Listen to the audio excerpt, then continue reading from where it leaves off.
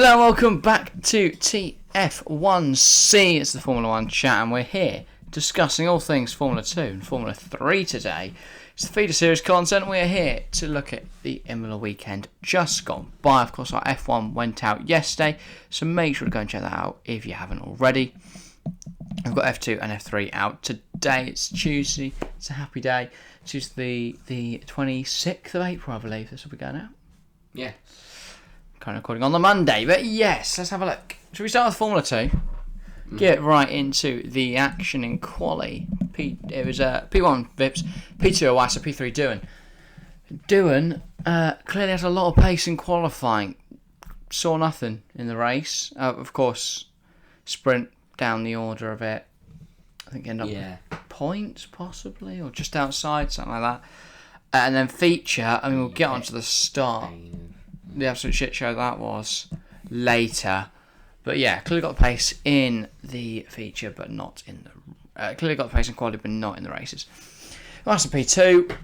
Amazing result for the Dams. They've not really been up there at all, and Wassa showing he's a very quick driver. Yeah. P1, it's Yuri Vips, the Estonian, very much on a title charge now. Not in the top 7 of the championship because he can't seem to put together in races on the Saturday and the Sunday. No. You get his second pole, I believe, this season, or at least second front row start, but he just hasn't been bringing the results home. It's not good. Yuri's he's looked very quick at most circuits this year, if not all, but he just hasn't been able to put it together on a Saturday or a Sunday in the races. No. Which for him, isn't great, and has dented his title charge massively. Yeah, definitely. And then in the sprint, it was Armstrong who took the win there. Yuri Vips' teammates. P2 was the Prema of Daruvala, and P3 was the Prema of Dennis Hauger. Prema showing they've got a lot of pace to show. Daruvala very much putting himself in the championship fight, with him now being P3 in the standings and jumping the likes of Liam Lawson. Then Hauger getting his first podium in Formula 2, showing a bit more of the pace that he had in Formula 3. Now onto the feature. And of course, that mental start, which, how'd you get in that P3 in the sprint? Not so great for him in the feature race. I mean, it's a bit of a shit show. Vips and Iwasa, the front two, just didn't get off the line. Then both Doohan and Boschung, who actually got good starts. We forgot to mention that in the sprint, the fact that couldn't get through. Logan Sargent, who was on sprint pole, just didn't get off the line at all. Yeah, that was the problem with P1. And it was P1 and 2 in this case. Vips and Iwasa didn't get off the line really. Doohan and Boschung both went for the same gap. Boschung got it. Doohan then had to cede position. He then cuts across to go to the right. No, Boschung got into the gaps and Doohan had to think way, and then he comes across looking for another space and Hauger hits into him. They both just kind of Hauger off. They were both looking for the same room really, and Hauger then went. They came together. Hauger goes into the wall. Doohan goes into the back of Vips. Both out of the race. Yeah. But racing incident. That's what happens. It's a mental start. It's a very small track, Imola. They both went for the same space and crashed. And anyway, through all the chaos, it was a bit of madness. But at one point, Roy Nissany led the feature race, and I put him P5 in the feature. I couldn't believe it. But he was leading. I thought my prediction was going to come through because I thought the quick ones will get it in the end. But no, Roy Nissany was right up there. They just put it in the wall. In true Nissany fashion. Just went wide at the final corner and smashed it into the wall. Luckily, straight down the pit lane, and that was all fine and dandy. But yeah, thrown away his one chance at a win ever.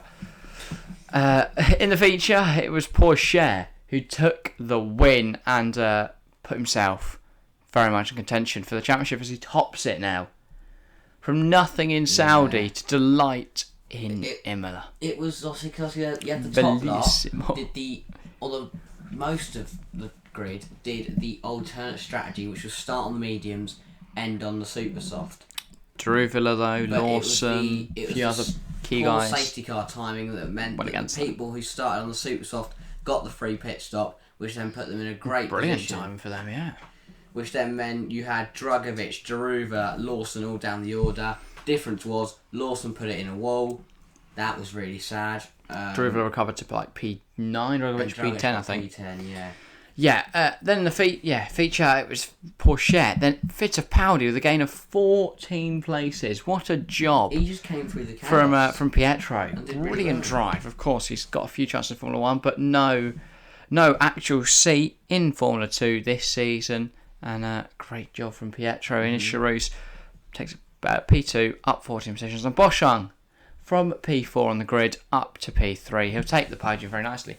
He's making himself a contender for this championship, Ralph Boschung. Got his third podium in Formula 2.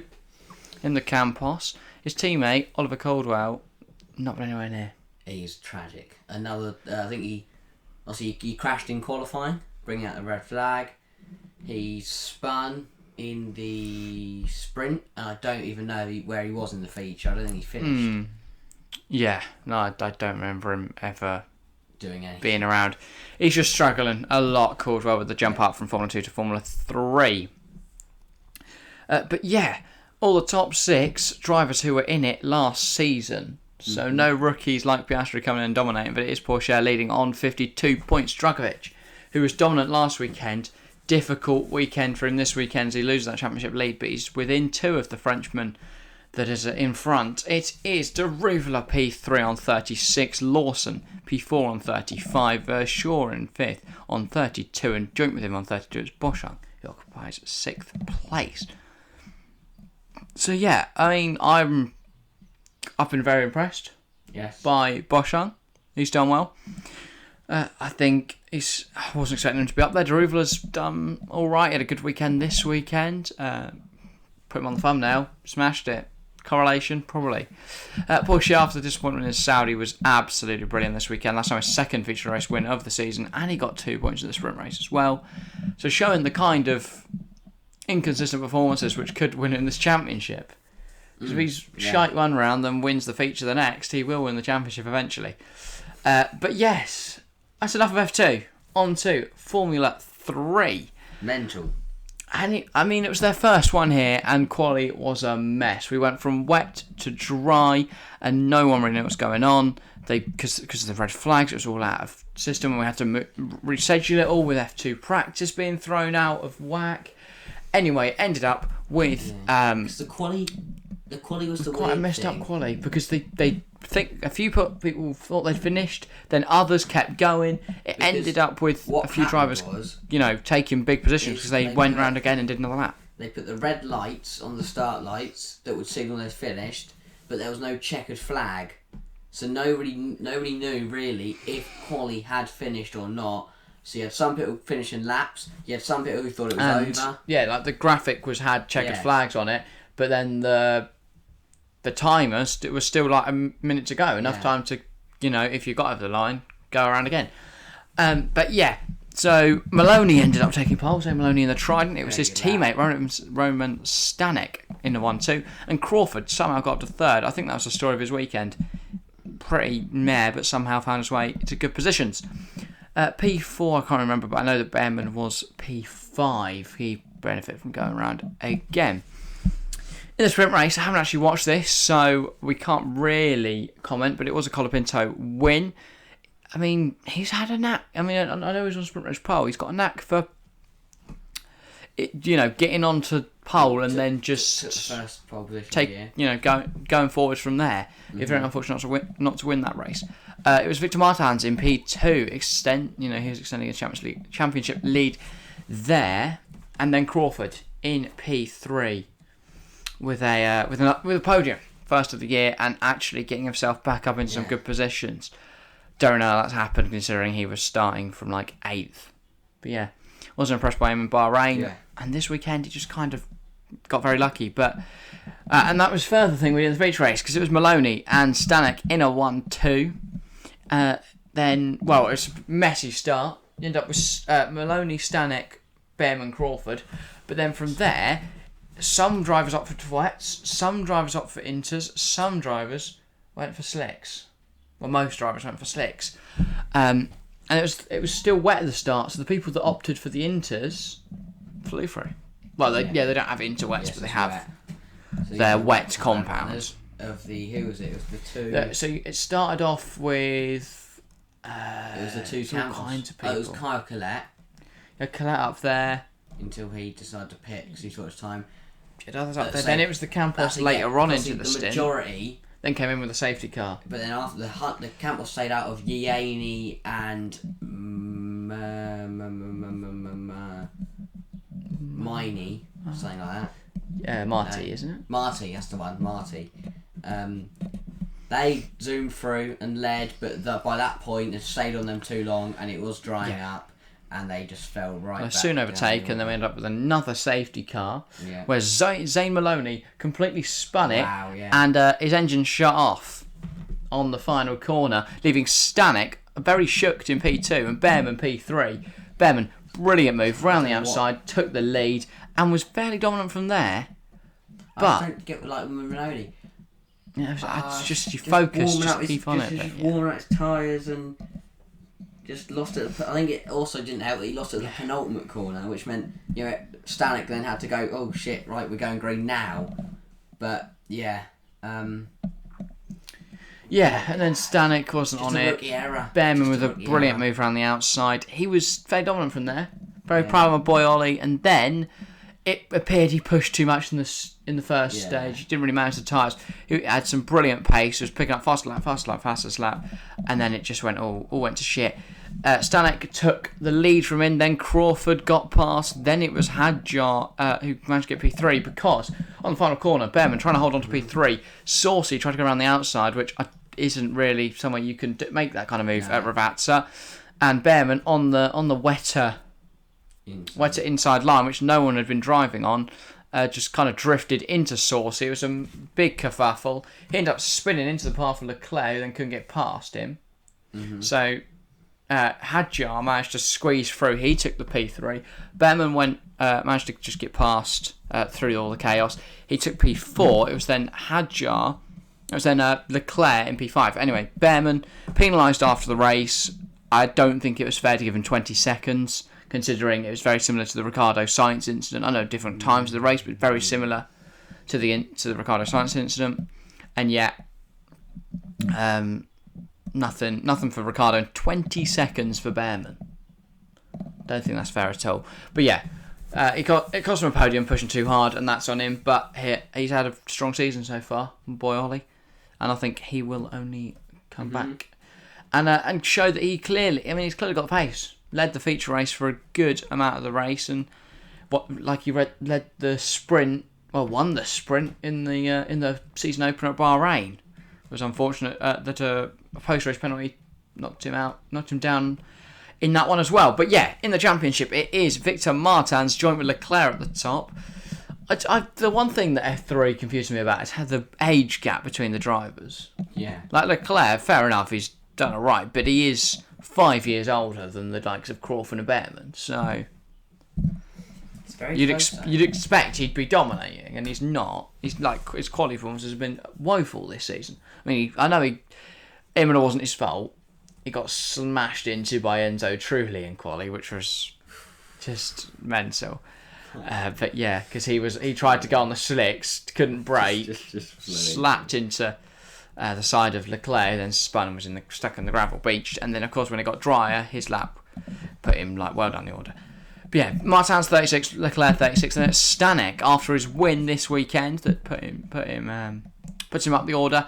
He's now third. It's Crawford fourth, who I don't even know if he had a point the weekend before. Yeah. But third and second, which is some big points for him. It's very rare to see. I guess not many points. Very rare to see a driver get on both podiums in the sprint race and the feature race classing with the reverse grid. But very good weekend from Crawford. I guess he did well in the conditions. Yeah, benefited from other drivers' misfortune, but very much George Russell. That's what you got to do well in motorsport. Yeah, he's still quick. Fifth, Isaac Hadjar. Yeah, but I'd say Hadjar's been much better than Crawford this season, and somehow he's not really had the same kind of luck. Hadjar shouldn't have won the sprint race in Bahrain. He got lucky there. Yeah, I agree. That should have been Bearman there, but Bearman gave it to him. He still had great pace, I'd say. Anyway, Colapinto 6th. He's very much had good pace. It's just obviously his debut campaign as well as Bearman's. He took pole and now on 22 points. It's Oliver Bearman in 7th with 17 points. Should be a lot more. I do think he'll come back in the championship though, and I think Bearman will be a contender. But it's obvious that Martins and Leclerc are the two favourites. They just keep throwing away points. In needless situations. But yeah, Stanek emerged as a competitor this weekend, but wasn't really on the pace in Bahrain. No. But yeah, that's everything for feeder series. I don't think this has been a very lengthy one, but very good information, informative one. But yeah, it's been an interesting season of Formula 2 and Formula 3. Of course, F2 now go. Where are they next? I'll just check this quickly. Monaco. I forgot they do Monaco. No, it's because it's W Series first at Miami, isn't it? Yeah, and it's their first. I don't know if F3 are doing Monaco, but I know that F2 will do Monaco. They always do Monaco, don't they? Yeah, I don't think they've sent the F3 cars around there. I doubt it. 30 cars around Monaco, 30 rookies around Monaco. You're just asking for red flag after red flag. That's not where I want to go. Didn't want to go stand in his calendar. F3 will probably be F2's next in Spain and then in Monaco. Spain. Yeah, so it goes. So the list now is Miami, Barca, then Monaco, and then it's Baku, Silverstone, Spielberg, which is Austria, Hungary, Belgium, Zandvoort, Monza, and then they finish up in Abu Dhabi. There's only Monza not doing Saudi this year, I guess, last year. It's not there. Saudi was right at the start. Oh, yeah. And they don't tend to do the Brazil, America Mexico, or South America, yeah. And then what else have we got? F3. Where's F3 next? So F2 will be Spain and Monaco, and then F3 maybe Spain. Could be Spain. Let's have a gander. They are going to be in Spain, but they're nothing until July with Silverstone. Yeah, well, I guess they don't. So from the 20th of May to the 1st of July, no Formula 3. They wouldn't make them do Monaco or Baku. Baku would be fine. Baku's well wide. You've got to get him doing sprint races. And then they finish up in Monza on the 9th of September. I don't agree with Formula 2 not finishing until right at the end of the season. I don't think that's a good idea. Why not? Because people aren't going to be signing up. Like, you can't make a decision on who you're going to get from Formula 2 because if the championship's not decided yet. Or we make it that teams can't decide who they're going to bring in until a transfer window. Yeah, but that'd be impossible because you could just talk to a driver and say, look, you can have a seat next even season. Just going, because they've got a big gap between Monza and Abu Dhabi, I think it shouldn't matter whether a driver wins it or not, because even if they're in the fight going to the last race. F2 finishes at Abu Dhabi. Yes, what I'm saying, but if they're still in it going into the last weekend, and still there's a difference between, because if there's no way that Prema could have thingy Piastri in a seating time, because they can't, they couldn't have possibly found him one. I think there's a big enough gap between Monza and Abu Dhabi for teams to. But they decide whether. I disagree. If someone's second coming out of Monza, and also the fact that they don't race for so long there. Well, I'm not sure there's much else because they don't go to America. Yeah. They don't go to Brazil. I just think you call the season there in Monza. I don't know why they need to go to Abu Dhabi. I know they want some support acts there, but send the safety car around a bit or something. I don't really see Monaco as an ending track last. Monza would be great. Imagine the passion if Prema took a 1-2 and then won the championship. Exactly, Prema win it every year. It's boring. Let's go to the team championship. Looks a bit different this season. Carlin are English, aren't they? Carlin. The team standings: MP Motorsport lead, then it's ART, then it's High Tech, then it's Carlin, then it's Prema 5th. So it's hardly even Prema dominance this season. It's MP. MP dominance. This is disgraceful. Get him out. Right. That's what we're going to call today's video. Thank you all very much for watching. Make sure to leave a like, Leave a comment down below. Get involved. Give us your thoughts on the racing over the weekend. The F2 and the F3. Tell us your favourite drivers.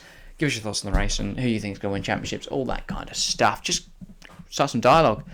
And then, yes, we'll be back with our predictions with Formula 2 and Formula 3 when they're back in Spain in about 4 weeks' time. Pain. But anyway, we've got F1 next week, so that's all good. If you have enjoyed, make sure to leave a like, comment, all that good stuff. Hit the notification bell so you know when we've uploaded, because we've got W Series and we've got Formula 1 content coming next week for the Miami. It's the season opener in W Series. That's going to be a very interesting one. And we'll see whether Caitlin Jenner Racing, are they going to be, the best? Who knows? I mean, they have got the 2-time W Series champion, which is mental for a feeder series. But yeah, F1 back next week. That is everything. Thank you all very much for watching. We'll see you next time. See ya.